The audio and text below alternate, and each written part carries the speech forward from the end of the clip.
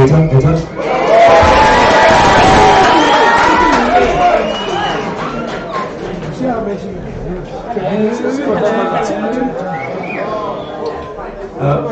are we doing here?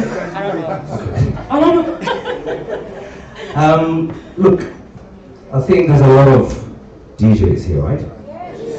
Producers as well. I think, let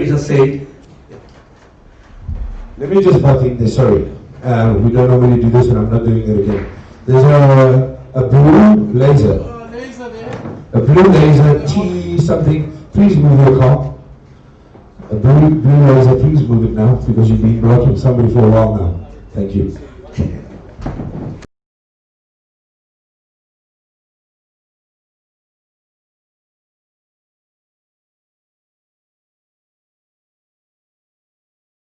And I feel like I just want to give you a bit of background info on who Vinny da Vinci is and where he comes from and all that. Look, when I started this game many years ago, we didn't have a lot of DJs. I mean, there was just a handful, or at least that I know of, like a few. And we were just doing it for fun at the time, you know, because I love music, and for me, playing music to people, playing the music that I love to people, and people that are like-minded or that feel what I'm doing, for me, that was just it. I play music, people dance, I'm happy, I go home, that's cool. And then fast forward later, I got a chance to be a resident in a club in Pretoria. And to tell you a bit of info about that, you know, I was at a club just hanging out, and the resident didn't pitch, you know, and some guy just went to the owner and like, hey, Vinny's around here, he can play. And then the guy came to me, he's like, Vinny, do you have your stuff with him? I just came here to have fun, I didn't know that I was gonna come play.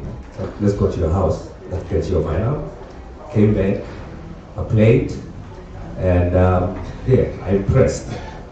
Because, I mean, the resident got fired because he got fired from the club, so I became the resident of the club. And later on, a friend of mine who had a venue in Joburg in Hillbrow called me up and said, Vinny, you know, come over, just play, I'll pay you. And because I think at the time, I just quit my day job. I was working in a clothing store, selling clothes behind the counter. I had quit my job, so I didn't have any income at all. So for me, playing music and getting that 200 bucks was a good thing. So I was happy with that. And at least that 200 bucks would, you know, support my craft. You know, I'll buy a record and then play. So that was it. So this guy in Hillbrow called me up, said, Vinny, come play in Hillbrow. I think that was my first time coming to Joburg to play at the time. And I didn't know much about anything about Johannesburg. So I played at the club, all good, spent the weekend with the guy at his flat, went back home on Monday, and then he called me back again the following week, and then, yeah, I started playing there, being a resident at his club in Hillbrow, all good. And look, like I said earlier, I was doing this for fun, not just I wanted to be famous or whatever. I just wanted to play music. And later on, I started working at House of Little Records, being behind the counter again, selling vinyls behind the counter. And you know, that's where I started meeting people like Christos, Mosquito, all that, you know, all the big guys that I thought was. I mean, I looked up to Christos back in the day, you know. And yeah. Became friends, and later on I became a partner in the business at House of Africa. And yeah, I mean, you guys know that the compilation business started, I think it was in 1997, 98, in the beginning of Wi-Fi. That was 97, yeah. So, hooked up with Fresh, and you know, I remember playing music in a club. You'll always get that guy always coming to you and say, Vinny, can you record me a mixtape of some sort? And I saw that as a opportunity that's when the compilation business started, because I felt like let's make this official instead of just recording music and giving out to people for free, you know. And we released our first compilation that was called the Fresh House Flavor Volume 1.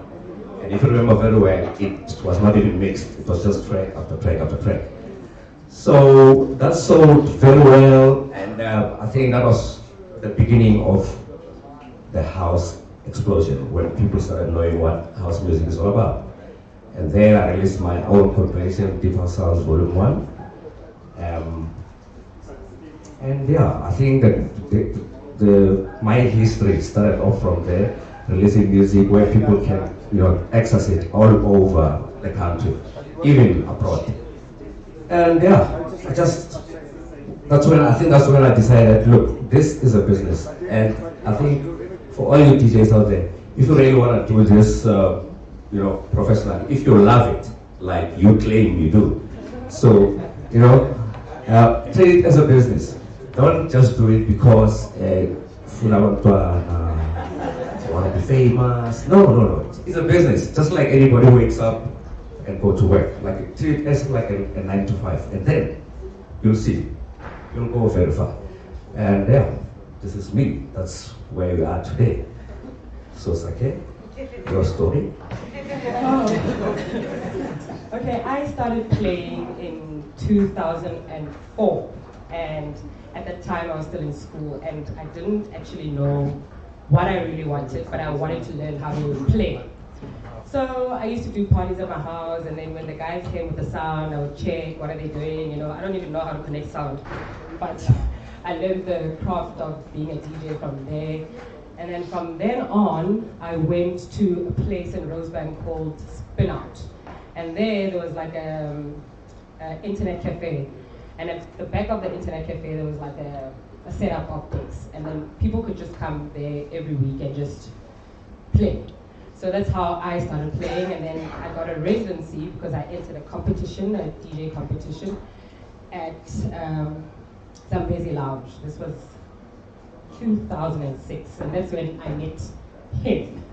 And from then on, I've just been pushing. I think we have to find what we want. If I wanted to be a DJ, I wanted to become like extraordinary in my craft. And I think every day when I play, I just get better. I don't think that I'm better than anybody else, but every day when I play, I get better and better, and I think that practice is very important. That's why residency is very important, because you are able to play every day, and you are able to get used to playing and get used to the sound that you're playing and get used to the music that you're playing.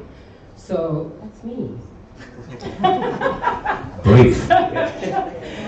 Okay, look, yes, I mean, some other things that happened in my life as a DJ. I got called in, actually, myself and Christos. We didn't go out looking for a job at Metro FM. They loved what we do, and then they said, guys, come, here's a show that you guys can host and produce and do whatever, and play what you want.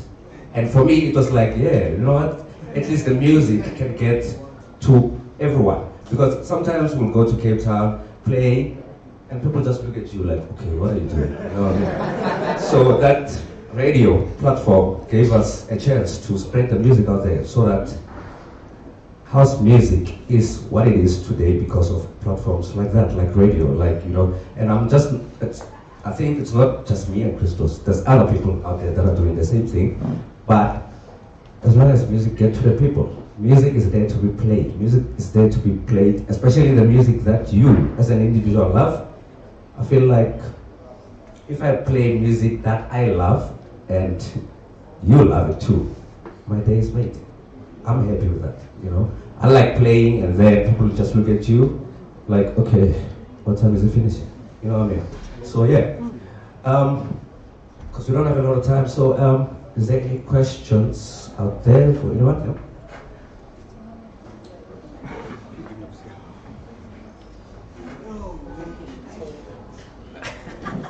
Sure, Mr. Vinny. Mr. Vinny, I'd like to know the procedure that has to be taken when compiling, like when working on a compilation? Like compilation is like you're collecting music from other artists and producers. So the procedure that needs to be taken. The way we do it at House Africa, I'm sure other labels do it differently. Those tracks are not my tracks. I just compile and put them all together on a CD, and basically it's at that moment, it's the tracks that I'm feeling at that time, and I just want to, put them out. You buy them, I'm cool. But we have to license them from the labels. Let's say Ralf come, I go to the label, GOGO Music, and send them a heads of agreement. I like this track, and Ralf will charge me, okay, fine, give me 200 bucks or something. But that's not 200 bucks. So you have to, you license them, the tracks, put them onto your comp, and usually it's about, is it 6 months?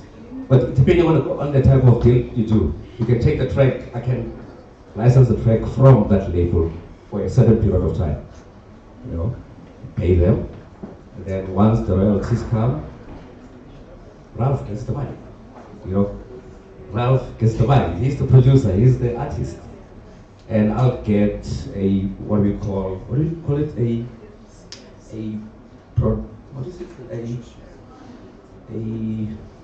I forgot. The money I get is just the face of being on a CD, like Vinny compiled it. You see what I mean? So, but the music, the money goes to the artists that are on the CD. And I guess even now, I feel like if you do compilations, rather focus mainly on the local artists. Because the music now is amazing, it's amazing. I'm happy with what's going on in South Africa. The music is amazing, and I'm not saying that internationally the music is whack or whatever. Yes, we learned from them. So I mean, but now the production in South Africa has, improved 100 times, and rather license tracks from home. At least the money stays home. You see what I mean? Yes. Well, I've got questions for you guys. Vinny, how important is it for one to obtain a DJ 101 qualification? Is it less important or it is important? And then for Lady Sakhe, what inspired you to DJ Deep House? Because you're Chymamusique. Lastly,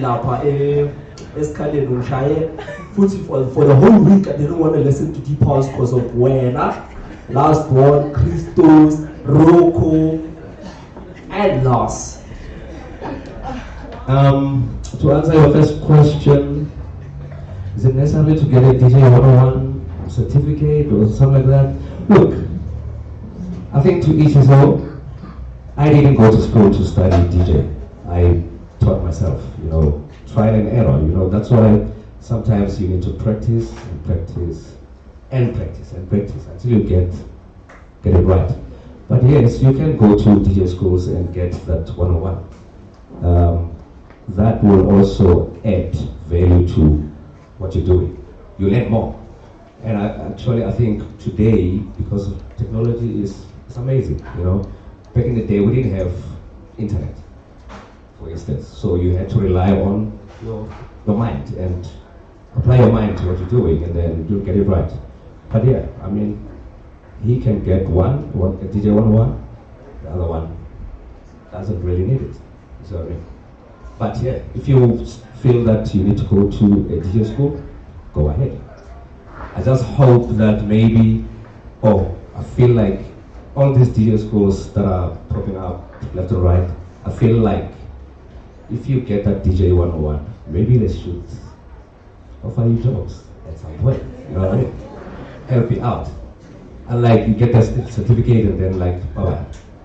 And then what? You're going to stay there like, Vinny, can you help out? Can you help out? It's, But yeah, maybe if they were offering such services like, okay, fine, we know clubs, will direct you to clubs and venues. Yes, I know we don't have a lot of venues, but who knows, you know what I mean?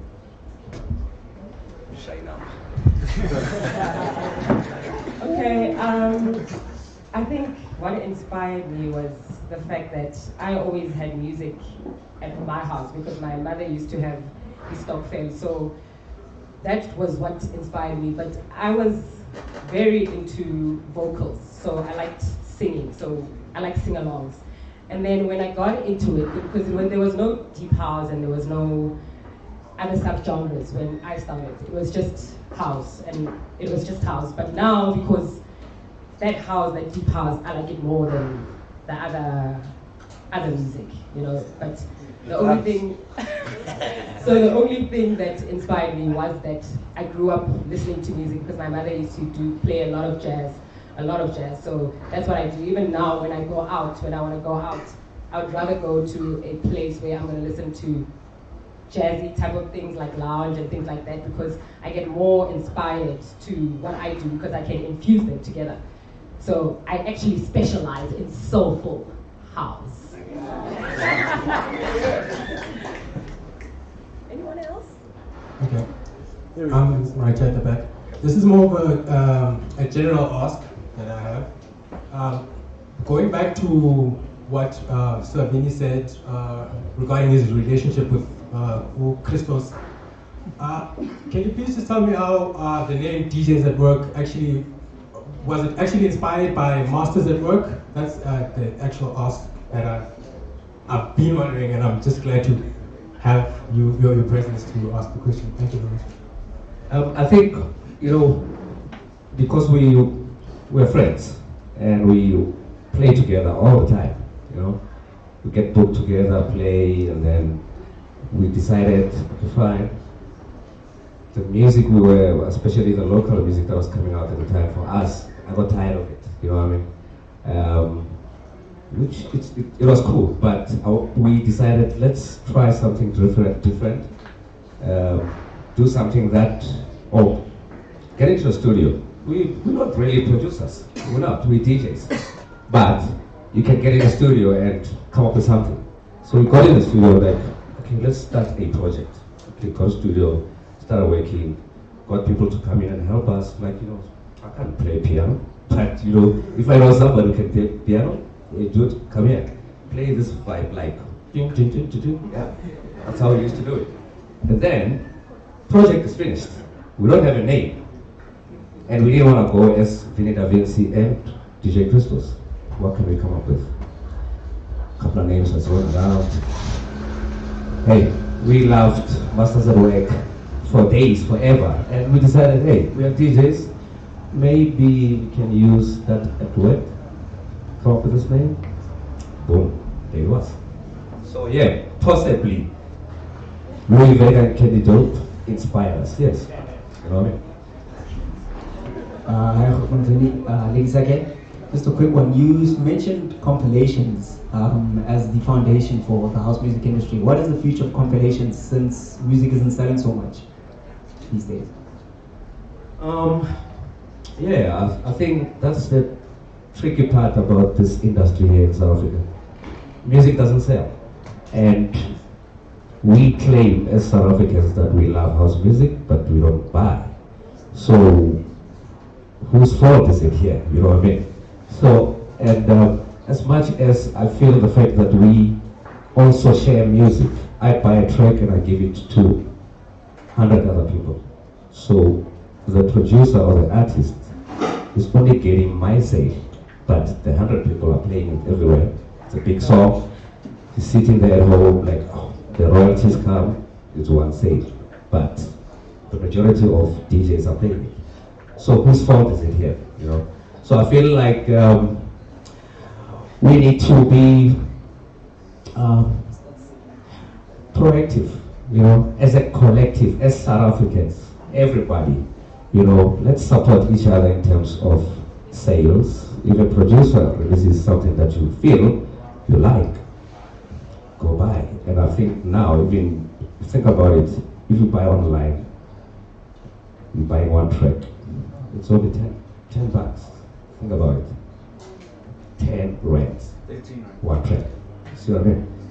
So you can't tell me that you can afford to buy a track for $10. And if you claim that you love music the way you do, you need to buy it. So if we support each other, the future looks super, super bright. You know? That's it. Yeah, yes, Uncle Vinny. You know, I want you guys, can you please at least sometimes make an event strictly for deep tech? It's either deep tech, soulful, just for good music, or on a stadium, because in most cases we deep house lovers just come up on the smaller places and you see. No, you're right, brother. Yeah. You're right, yes. Yeah, okay, and then also I like the fact that you say you start focusing on young blood, because in most cases, even in my WhatsApp group, I used to tell the guys that if you bring more than 3 months on, I block you.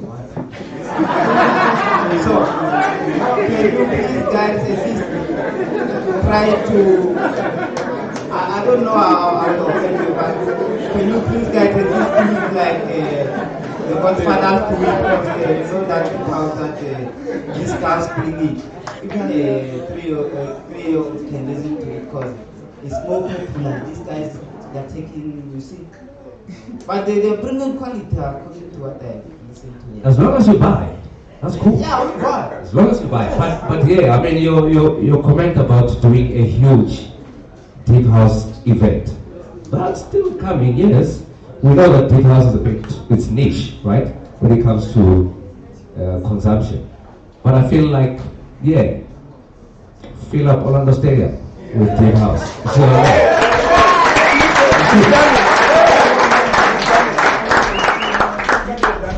yeah, we need about 50,000 people in one venue playing the same music that we love. Look, you all love deep house, right? Yes. Yeah. So if any one of you here tells 20 of their friends, spread the gospel, yes. We'll fill it up. We will, definitely.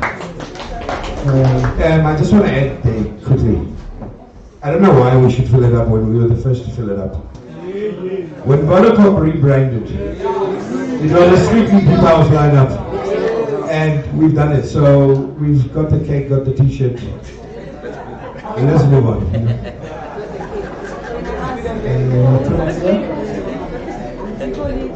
A question please for Vinny or Sakhe. Is there any plan of action to maybe involve unknown DJs on? Because sometimes you see most of the lineups are being repeated. So are there any plan of action to involve other people? Okay. With regards to that, we do Sunday sessions in Pretoria, and every week we have a different DJ, so we do change the lineup. The recycling of DJs is the people that do parties every time, but we don't do parties every time. You know, and another thing that I just want to put onto what he said. The thing about the South African consumption of deep house is that everybody likes deep house. But when you go to the parties, people don't support the gigs. There's a lot of parties that are deep house parties, but we don't support the gigs. The first thing that we need to do as a community is we need to support the gigs. You know, because I think we complain too much about the price on the gate, at the gate and things like that, but we want to build this thing. And if we don't build this thing, it's going to die and we're not going to have it anymore. So we need to start building each other, and like when you are in your own hood, you must support the person that's doing a gig that is a deep house gig and spread the word when it regards to that event, because I think that the support is really lacking. Thank you. Samrani, how are you? I just wanted to find out, my question is going to, do you guys have something where I present, let's say an idea of maybe an event or an idea of a business in an event, and then you guys happen to come and perform or even call other artists? Do you have that platform where people that do event organizing can be in touch with you guys in terms of using maybe your names without paying, because obviously you kind of cordial on the inside. Do you have those? Go for it.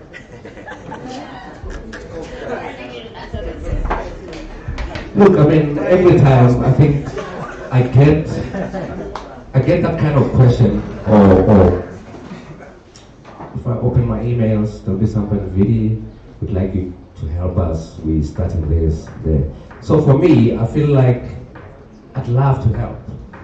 And when I've got a chance or when I'm available, I do sometimes, not all the time, you know, because I'm busy and I'm not gonna say no to a gig that's paying me good money to come and help you. If I'm available, yes, I think I can. See what I mean? This thing that I'm doing right now, it's a job. I'm working. So if I don't do this, there is no income. See what I mean? And that's why I said to you, I treat this as a normal 9 to 5, and I respect it very much. See what I mean? So yeah, it's a business for me.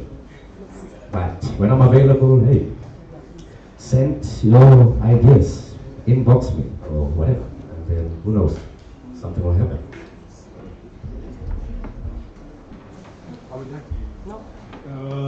Sambona, I think the question is going to be posed to the both of you. Currently, we have a lot of DJs and we have a lot of event coordinators.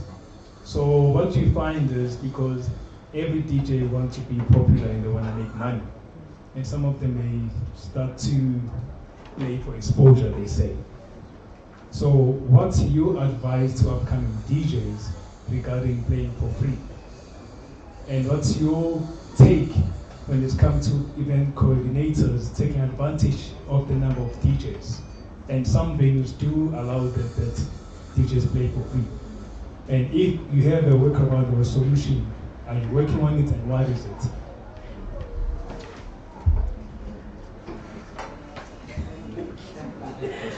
Okay, so playing for free. I think when you're starting to DJ, you will play for free because you want people to know you. But there should come a time when you say, enough is enough. I can't be playing for 6 packs anymore. And when you get to that stage of saying, I don't want to do it anymore, when you get to that stage when you say you don't want to do it anymore, then you take your career. You'll take it as a career. So when you start taking your DJing as a career and not as a quick money-making scheme, then you'll understand that there's money to be made in the business. Yeah, look, even now, there are some gigs where I'll play for free. Some gigs. But if you're coming up and you really want to get into the game, you want to get booked, and here's a venue, they're calling you up like, come and play, and then you're like, yeah, but I'll charge 500 bucks. Like, yeah, but what are you bringing to the table? We just want to expose you to the masses that are coming to the venue, so that tomorrow, remember, you never know who's at a particular venue at any time. So you might, that first day of you playing for free, a promoter sitting at the corner there, like, wow, that guy is good, you know. Then when you finish, he calls you, hey, dude, I've got a venue in Mpumalanga. Here's my number, let's talk on Monday, whatever. How much do you charge? You see, you go to a venue, you play for free, then you got asked how much do you charge for Mpumalanga. Give them a fee. There, boom, now you're playing in Mpumalanga. Where probably if you didn't play at that venue, you wouldn't have gone, ever. So yeah, at some point you need to expose yourself, show people what you can do, and then, yeah, it will happen.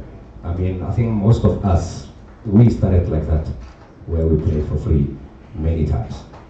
But yeah, Sakhe is right. So at some point you need to say, you can't play at one venue for free 100 times. You see what I mean? Every week, it's you there, 6 pack here, every week, 6 pack. That's not going to build you. You see what I mean? At some point, you need to say, Tell rapper, yeah. No rapper. Yeah, you I should don't be want there. this time on half. Oh, no.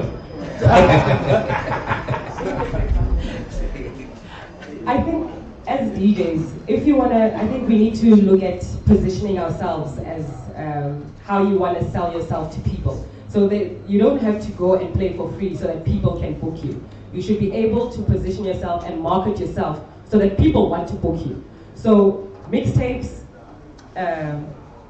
interviews, podcasts, those things help in elevating you as a DJ and so that people can know you. So it is very important to position yourself. If you're playing deep house, position yourself as a deep house DJ. Because if you're gonna go to a place and you're playing home and other genres, people won't know why they should book you because they don't know what you play. Because one time you'll play deep house, the other time you're playing the other music. It's like nobody knows what you are doing. But it is very important to position yourself and sell yourself as a particular DJ that plays a certain genre.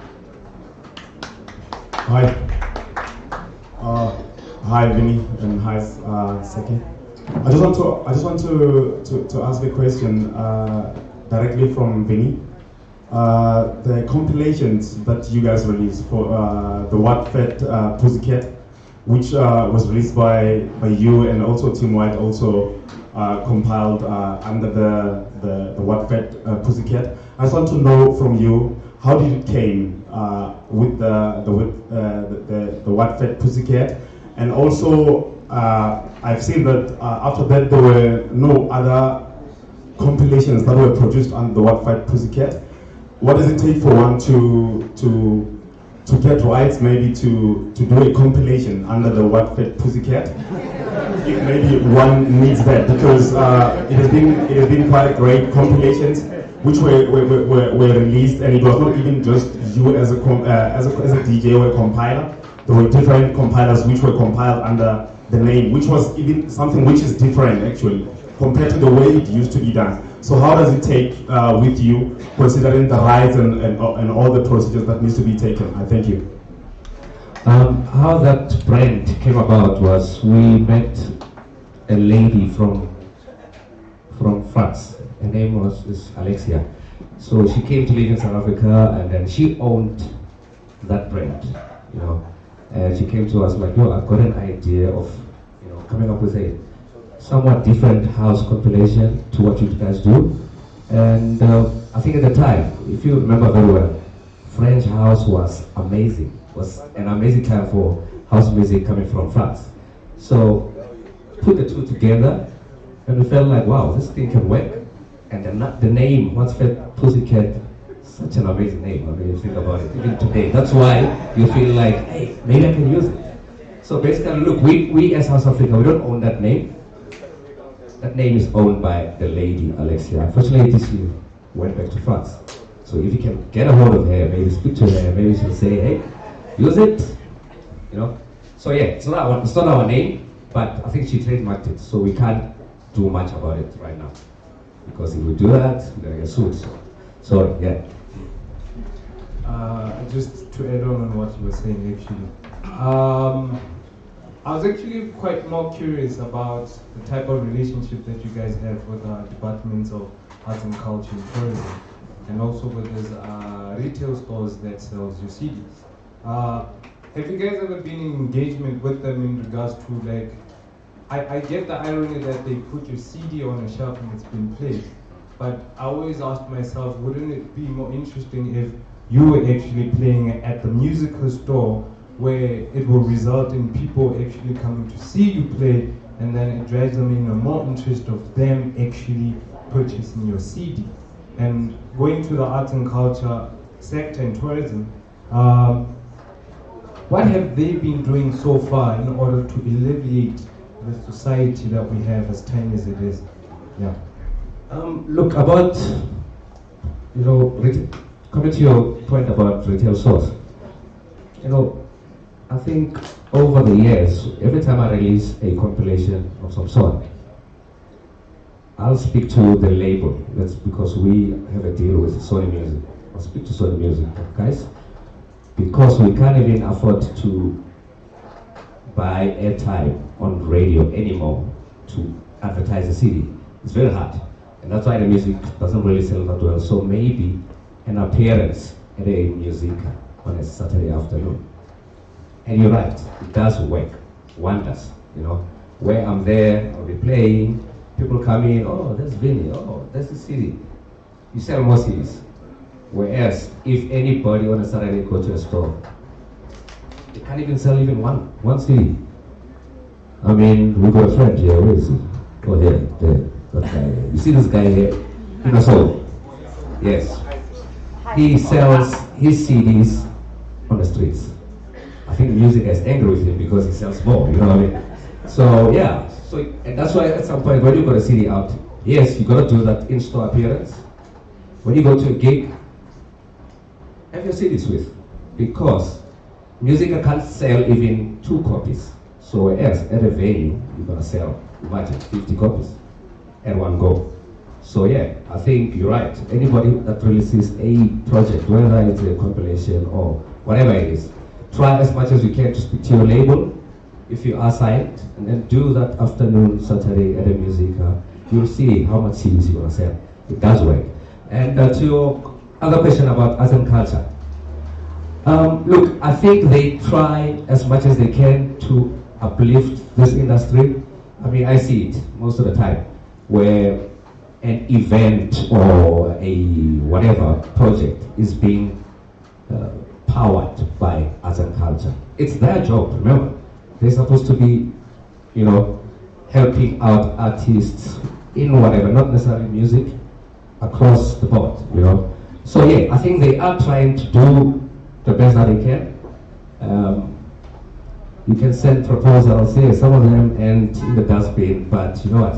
One of them could be the one that makes things happen. So don't say, no, you must send or go see them.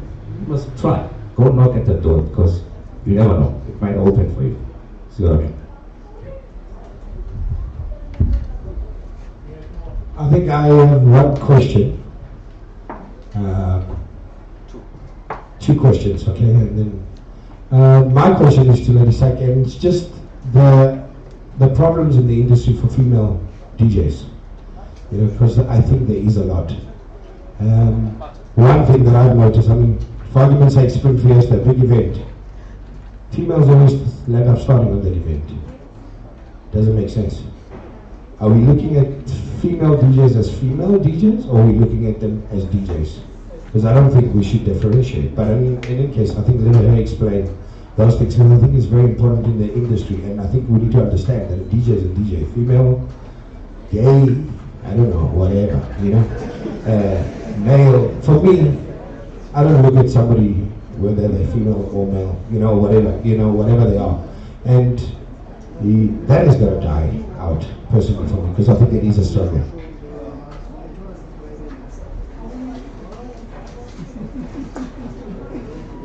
The struggles of being a female DJ.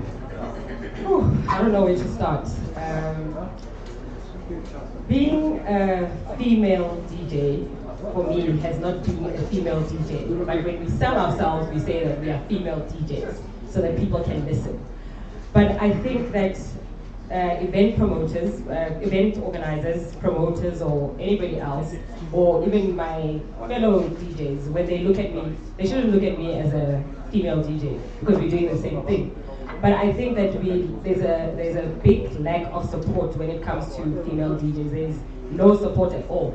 You know, today I saw some guy saying that female DJs only get booked in August. So in August, people look around for female DJs and look for whichever female DJ is happening at the time. But I think as a female DJ, I've been consistent in what I've been doing. I've been pushing myself as a DJ. I've been knocking on doors, you know. When I met Vinny, I used to go to his sessions. He used to have sessions called Deep Sound Sessions. And every time when I went there, I would say to him, Vinny kupa onke. Vinny kupa onke. And one day he did put me in. So I think it's all about your persistence and what you want, and it's really not about being a female DJ. I think we should take that thing out and say that we are not female DJs because you can do anything. As a female, you can do anything. So if we push ourselves, if we support each other as female DJs, because most of the time women always fight, but if we support each other as female DJs and we stand together and we say, you know what, this is bullshit, let us do what we want anytime, and we must get those 10 o'clock, 11 o'clock slots, because this opening up of days is just a waste of time. People are not even there, but you are playing to chairs. You are playing to chairs. So promoters are not pushing you so that people can see you and people can book you and they know what you're doing. So I think it's a collective effort from the industry, from female DJs, that we just need to push each other so that we get there. Yeah, I think you're right. There shouldn't be a thing that says female or whatever. It's DJs. So if you're booking Sakhe, you're booking a DJ, you know, not a female DJ. And yeah, you know, if you're good, you'll get that slot. You will, you know, and that's how it is.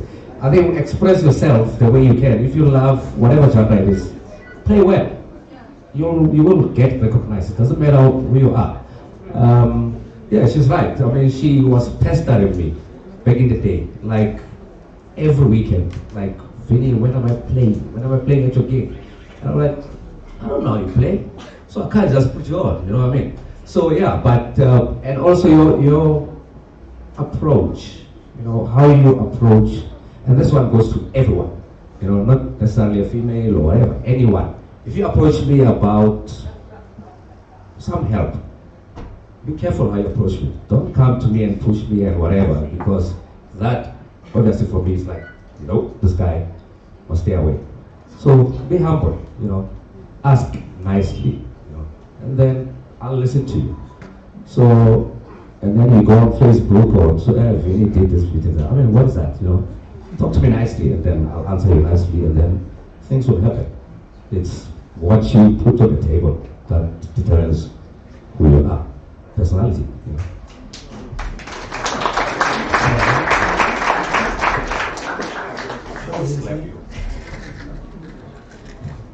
Chauvin.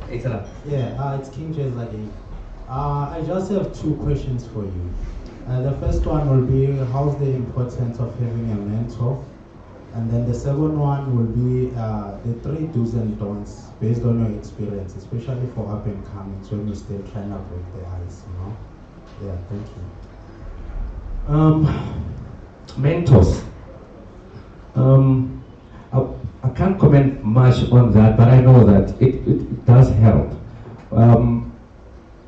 I grew up looking up to a lot of the international DJs, you know, Frankie Knuckles, you know, Louis Vega, whatever. Even though I had never met them, I was playing their music and I loved what they do as DJs. So I was looking up to them, like, wow, this guy is such a beautiful, an amazing producer. He plays well too. I'll follow him, you know, and read more about what they do. There were a lot of the DJ magazines that were coming out in the time that, you know, I'll read them just to see what's going on internationally. Because I feel that I believe I learn every day, even today, I learn something new about the industry. So I'm not gonna say that I know everything. Every time I go out to a gig, I know I'm gonna learn something about something or a particular DJ that I'm playing with at that time. So I feel like, yes, a mentor will help you in some way, maybe guide you, you know, I mean, leading to your second question of the do's and don'ts, whatever. So somebody comes to me like, Vinny, how did you do this particular thing when you were growing up? And I'll tell them, look, yes, I was knocking on doors. And most of them were closed, but once that one opened, the one door that opens, that's your chance, you know? Like I said, I played at a club where the resident didn't pitch. Look where I am today. So if I didn't go to that club that day, I wouldn't be here. I don't think so, you know? But that door opened for me. I went in and I gave it my all. I'm not gonna say that. It's almost like when you go to a venue, you get booked, you play, there's 10 people, and then you just play like, it's like 1 hour, this thing must go, So play like you play to a full club. That's why I said, you never know who's listening. You never know who's in the club, who's sitting at the corner there. One of those 10 people, you never know. So play like you give it your all. I know sometimes you feel like, there's like 10 people, what am I gonna do here? But play, you output. So even when I go to a venue and it's empty, I said, this thing for me is a job. I came there to do a job. I got paid. 10 people, I play, I leave. Done. My job is done. So the those dons, whatever, I mean, respect your club. I've seen a lot of DJs go into a venue drunk, like fucked up. You know what I mean? And he's not gonna do a good job here. He can't. I've seen people fall behind a DJ, fall like on the floor. Remember, he got paid, and then he's falling. I mean, what does it say about you as a? You're not gonna get booked ever again. See what I mean? So respect your craft as well. I feel like, I think respect your craft is a very important sentence.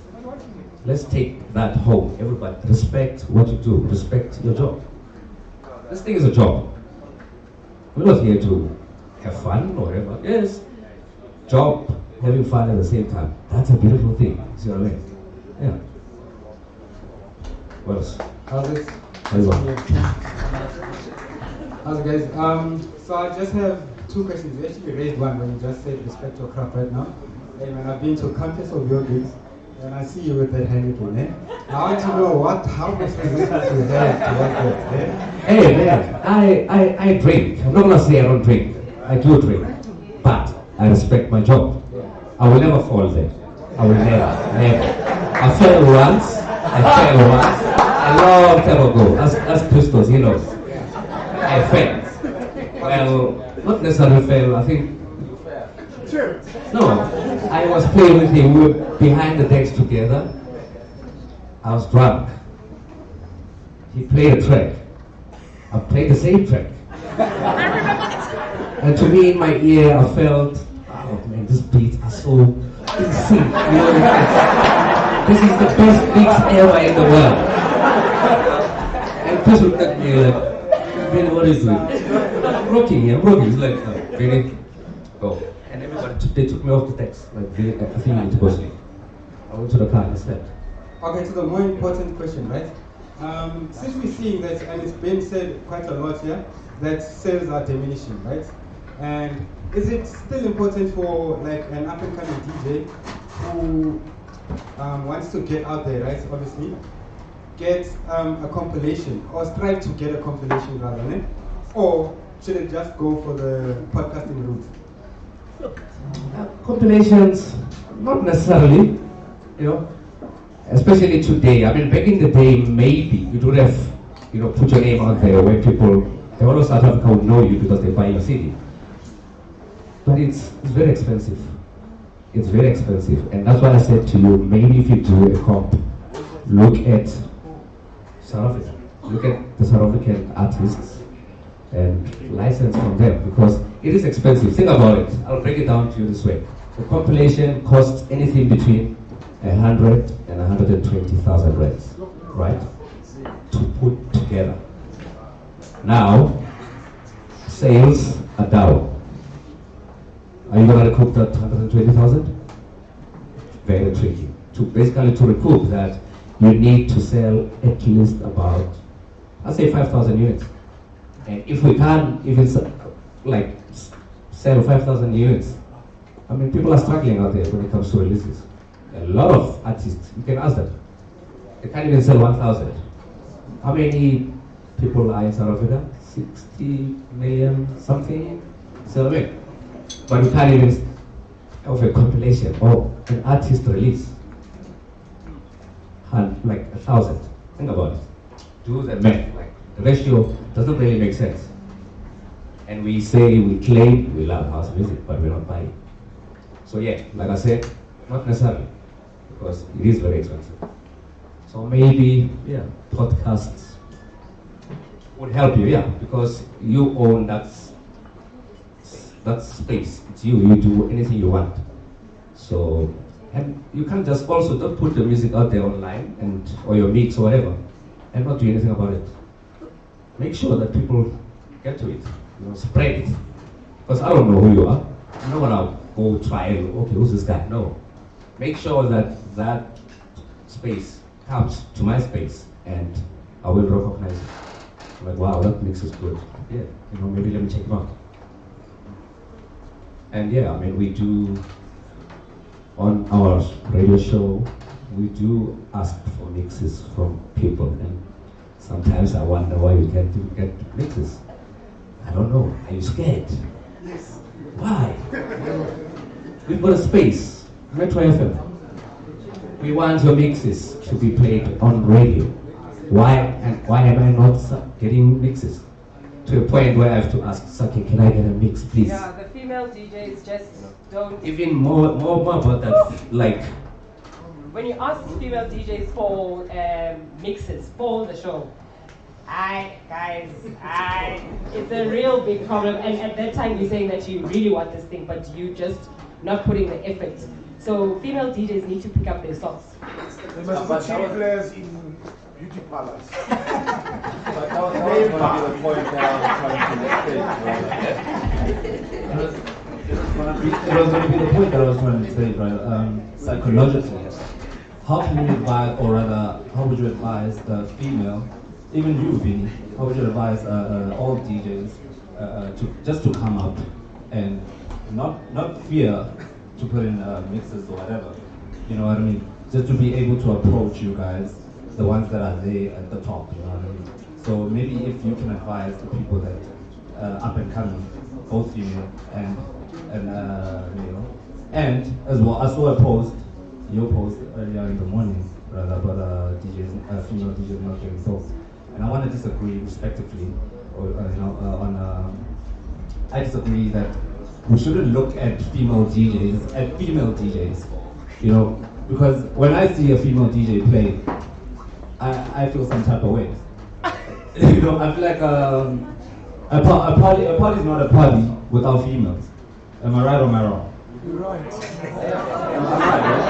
So when we have a female DJ playing, you know, I mean, like it would be it's a special thing, right? It would be a special thing. So going back to your post that you shared, I think this is a platform right now for you to speak to promoters and DJs at work right here and Ralf and everybody, you know, for you to so that they could book female DJs and all that. Yeah, man. Like I said, I'm here. We all on a digital space, everyone, most of us. If you want your mix to be played on the show, I'm not going to give you my number, sorry, but I'm on Instagram, I'm on Facebook, I'm on Twitter. Just send me your link. I will come back to you and say, yes, we'll play your mix on this particular day. That's how it works. So, don't be afraid. So if you're scared to talk to me now, catch me on social media. That's simple. Catch me on social media. Alright, thank you guys, and I hope this was amazing for you. And yeah, man, we love this game. Let's all be together and take it forward. Thank you. Thank you, Sakhe. Thank you, Vinny. Thank you so much, Ralf.